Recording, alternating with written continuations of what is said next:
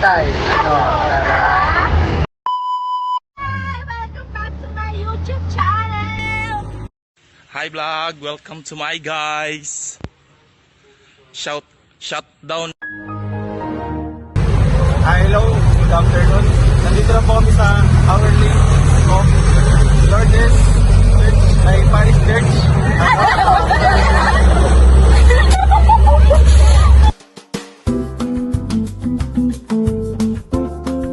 Okay na.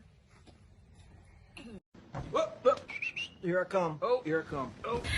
Alam naman natin na sikat ang Tagaytay City dahil sa kanyang breathtaking view ng Taal Volcano na kilala bilang world's smallest active volcano. Kaya naman talagang isa ito sa mga must-visit places sa ating bansa.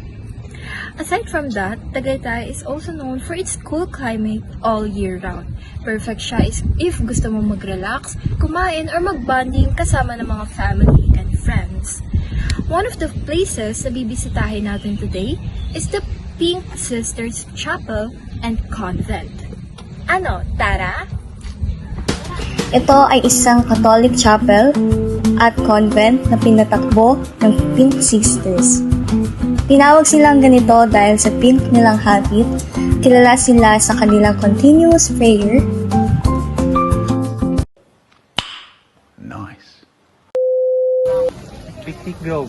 Ano, tara? Uy,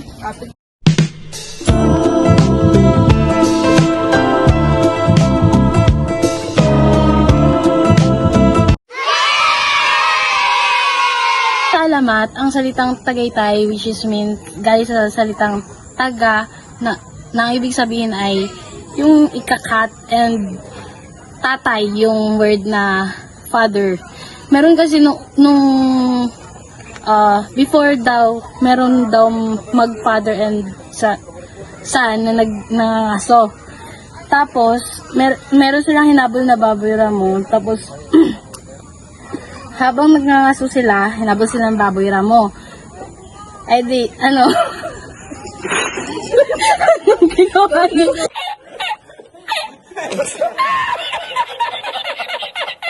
Siyempre, nag-word yung anak. So, basically, sasabihin niya doon sa tatay niya, taga, itay. Tapos narinig daw yun ng ano. What? Bro, what are you talking about, man? So, nasa area sila na bundok. So, di ba bundok? Nagre-reverberation yung mga salita. Hindi siya basta echo. Nagba-bounce back. Tapos, narinig siya ng mga taong bayan. So, this location, tinawag siya ng Tagaytay. Another one. Hi everyone, today we are exploring one of the most famous spots in Tagaytay City, the Picnic Grove. This place is renowned for its cool weather, wide green spaces, and amazing views of Taal Volcano and lake. But did you know that Picnic Grove has a long history too? Let's find out. Picnic Grove was first developed in the late 1950s to 1960s. Back then, Tagaytay was just starting to become a popular tourist destination for people from Manila and nearby provinces. Another one. Another one. Go! Tagaytay is a second-class component city sa Cavite na kilala sa second summer capital ng Pilipinas. Bilang tourism justice zone, face it. Umaasang lungsod sa mga hotel, restaurant at mga pasyalan tulad ng Sky Ranch at Picnic Grove. Malaking bahagi rin ang wellness, tourism, mga spa and retreat centers. Ang City of Tagaytay ay kumikita ng mahigit 1.6 billion pesos every year at mga assets na nagkakahalagang mahigit 8.6 billion. Dahil sa mabilis na pagdami ng tao at mga structures, nagkaka-issue ang Tagaytay about sa traffic where Aguinaldo Highway at Santa Rosa Tagaytay Road na ay nakakaranas ng matinding pagsisikip lalo na tuwing weekend. Kinakailangan din ng mas maayos na centralized sewage system para maprotektahan yung kalikasan at yung view ng Taal Lake.